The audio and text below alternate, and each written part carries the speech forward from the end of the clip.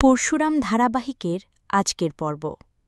ধারাবাহিকের শুরুতে আমরা দেখতে পাই তটিনী দীপালিকে বলছে, ওদেরকে তুমি বিরিয়ানির লোভ দেখিও না, ওদের ডাল ভাতের মধ্যেই থাকতে দাও, আমাদের যতটুকু সামর্থ্য আমরা ততটুকুতেই খুশি আছি। এরপর তটিনী দীপালিকে বলে সে জামাকাপড় দেওয়ার জন্য ও বাড়িতে যাবে। তখন দীপালি বলে, ঠিক আছে, আমি আমার উপহারগুলো এখানেই দিয়ে দেব। তটিনী বলে, তোমার যদি উপহার দেওয়ার প্রয়োজন হয় তুমি এ বাড়িতে এসে দেবে, আমার স্বামীর একটা আত্মসম্মান রয়েছে, আর সেটা রক্ষা করার দায়িত্ব আমার। এরপর তটিনী বাচ্চাদের কাছে ফোনটা দিয়ে চলে যায়। বাচ্চারা তাদের দিয়ার ভুল স্বীকার করে এবং সরি বলে।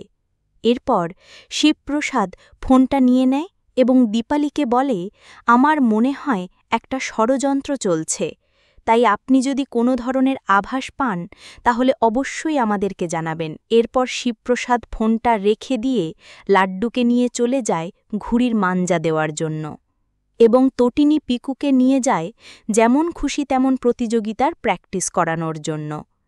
পরবর্তী সিনে আমাদের জিৎ মুখার্জি এবং আরাধ্যার কথোপকথন দেখানো হয়।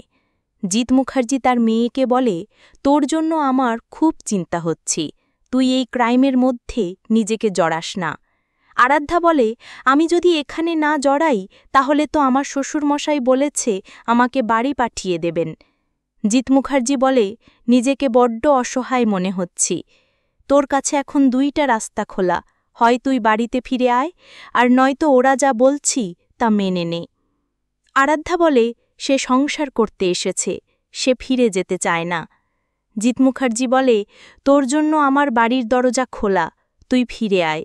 কিন্তু আরাধ্যা বলে সে সংসার করতে চায়, সে ফিরবে না। এরপর জিৎ মুখার্জি ডিসপাজল কার্ডের কথা বলতেই যাবে, ঠিক সেই সময় সেখানে ভূমিকা চলে আসে কফি নিয়ে।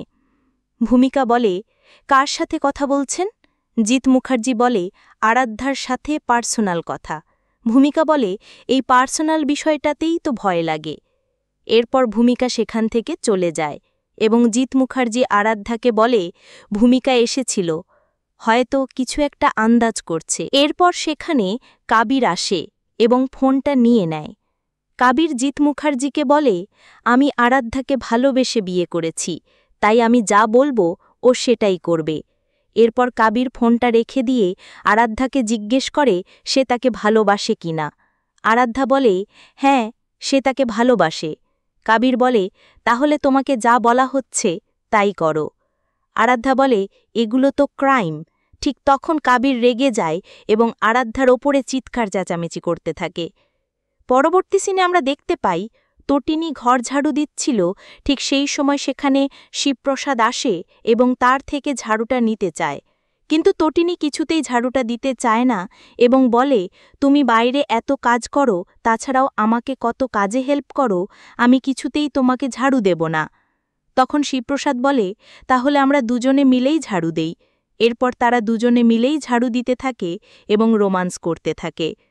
একসময় শিবপ্রসাদ তটিনীকে বলে, আমি অনেক ভাগ্যবান, তোমার মতো স্ত্রী পেয়েছি, আমার বাচ্চাদের মা পেয়েছি এবং একজন ভালো গৃহিণী পেয়েছি।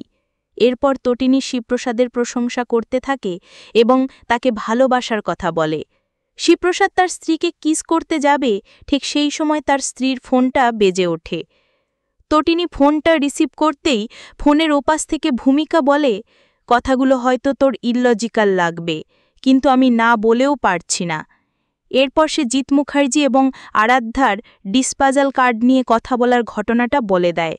ভূমিকা বলে, আমাদের বাড়িতে তো কোনো ছোট বাচ্চা নেই, তাহলে ওরা কেন ডিসপাজালের কার্ড নিয়ে কথা বলবে? একমাত্র তোর বাড়িতেই তোর ছেলে মেয়ে আছে। কাবিরের কাহিনীর সাথে এই ডিসপাজাল কার্ডের কোনো সংযোগ নেই তো? কথা বলা শেষ করে ভূমিকা ফোনটা রেখে দিতেই সে পেছনে ঘুরে দেখে জিৎ মুখার্জি সেখানে দাঁড়িয়ে আছে। জিৎ মুখার্জি জিজ্ঞেস করে, তুমি কার সাথে কথা বলছিলে? কিন্তু ভূমিকা বলে, আমি সব কথা বলতে বাধ্য নই। জিৎ মুখার্জি বলে, তুমি কি ভুলে যাচ্ছ আমি তোমার বয়োজ্যেষ্ঠ হই? ভূমিকা বলে, সে সম্পর্কগুলো তো এই বাড়িতে মানা হয় না। এরপর ভূমিকা সেখান থেকে চলে যায় এবং জিৎ মুখার্জি বোকার মতো দাঁড়িয়ে থাকে। শেষ সিনে আমরা দেখতে পাই সেই প্রসাদ তটিনীকে জিজ্ঞেস করে ভূমিকা কি বলছে। তখন তটিনী শিবপ্রসাদকে ডিসপাজেল কার্ডের ঘটনা বলে যায়। এরপর শিবপ্রসাদ চিন্তায় পড়ে যায় এবং সেদিনের স্কুলের লাড্ডুর কার্ডটা আয়া এসে দিয়েছিল সেই বিষয়টা ভাবতে থাকে।